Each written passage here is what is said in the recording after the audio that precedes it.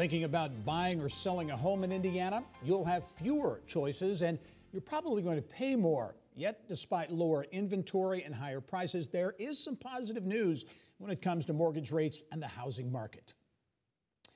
Perhaps one of the best indicators when it comes to gauging the health of the economy, the housing market. So what could the next 12 months look like for Hoosier home buyers and sellers? Our Mary Rachel Redmond is standing by with the latest on the residential real estate market in Indiana. Mary Rachel. Well, Gary, it's harder than ever today to enter the U.S. housing market. Prices keep going up and then up some more. Not even the highest mortgage rates we've seen in more than 2 decades have stopped skyrocketing home prices. Home prices are up 40% since 2019. They've sparked an affordability crisis. It all has consequences, and I think we're about, well, we are starting to see the consequences of. And then that happens. What is that? That's America's housing market. If you've tried to buy or sell a home in the last 2 years, you're probably seeing and even feeling a lot of this.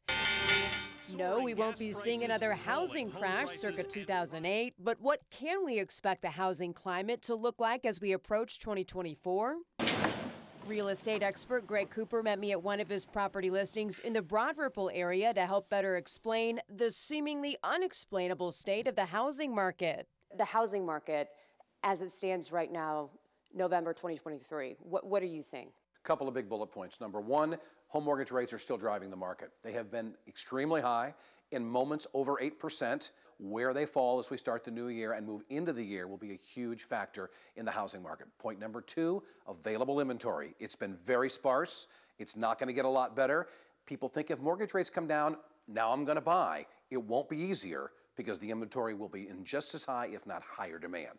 How strong is the Indiana housing market? So in the top 50 to 75 cities, let's just say in the country, the top 50 to 75 housing markets who have had value changes in 2023, we are in the best shape of virtually any of those markets. We have not seen a decrease in value. We have seen a plateauing in some situations, and other houses are still rolling off the market and into somebody's sold column in a quick hurry. So the bottom line is we are incredibly robust. We have a limited supply. Demand is still there. It means values are still inching up. And as we get into warmer weather, 2024, maybe a little better interest rates, wow, we're going to really go. And believe it or not, despite sky-high prices and interest rates, Cooper says buying a house right now is still financially beneficial. You can look at it this way. It's true that home prices are not what they were 2 and 3 years ago, but they're also not what they're going to be 2 and 3 years from now. We are going to continue, because of low supply and high demand, to have an incredibly robust housing market in Indiana. You think it's busy now? Wait till the rates go down just a little bit, if in fact that happens, and tens of thousands of people who are on the sideline are going to get into the home buying game and will make it less affordable. The time for people to go is now, because it won't get easier, and it's still a terrific place to make an investment, not only in your quality of life, but in the place that you live and call home. And for all you sellers out there, according to Greg, you'll get the biggest bang for your buck if you sell through May. A good little piece of advice there. Gary, back to you. All right, Mary Rachel, thanks. Some great perspective on the housing market here in Indiana.